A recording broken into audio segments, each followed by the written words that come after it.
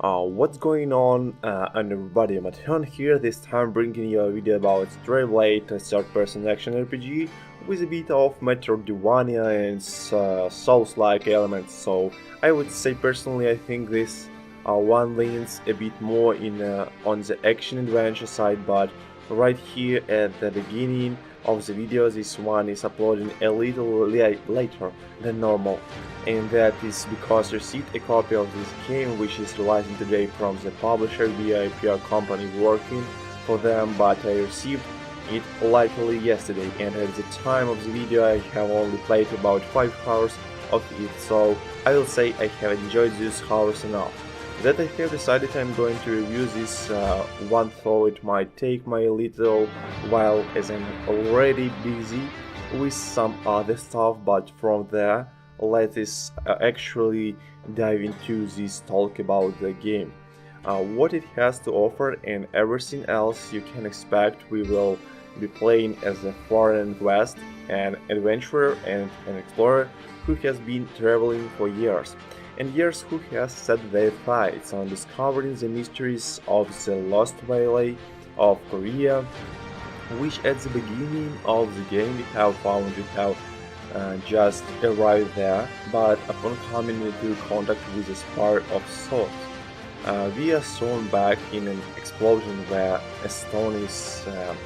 embedded in our chest. Shortly after waking up, we run into a small, what the game calls a wolf named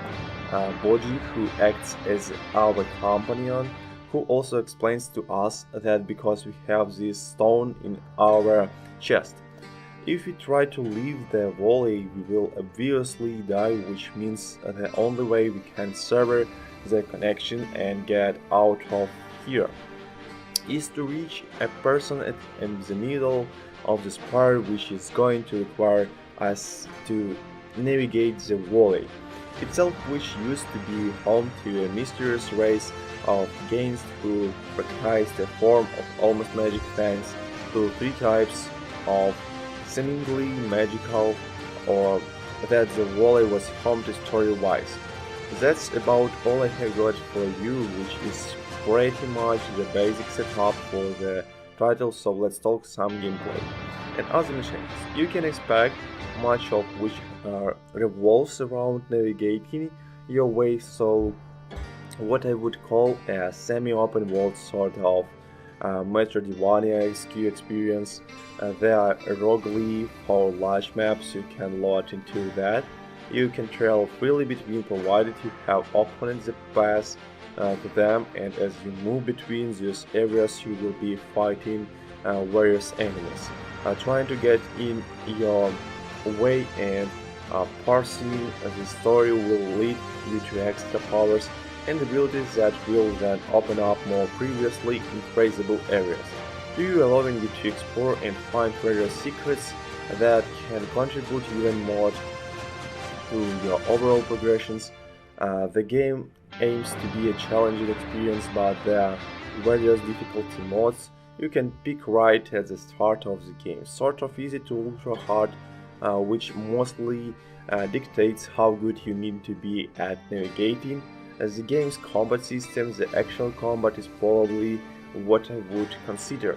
a bit Souls-like, so a normal difficulty, which is what I have been playing on so far. It's frankly a bit easy, and you can definitely get to a point where you are just demolishing stuff before it has time to engage in the sort of parry and dodge system. They have set up, though I imagine higher difficulties would probably address that at least a little bit, which will be something to keep an eye on when I actually review it. But enemies on screen when they move to attack will typically flash either red or blue. However, it's not the flash you are looking for. It is this actual movement. What the flash of color represents is actually whether or not you need to dodge or parry for those who have problems with color blindness. There are options to sort of set up a visual indicator of this instead of actual color, which shows up as an icon above the character's head but what you are actually watching for is the physical movement of the enemy, because they will flash well before they attack. And if you move too soon, you will get hit anyway, but when they will flash red, you need to dodge out the way, or when they flash blue, you need to parry if they are just not able to hit you with the attack due to do something like distance. That will also save you from being hit. That's all I would say is the core mechanic, however, as you play the game.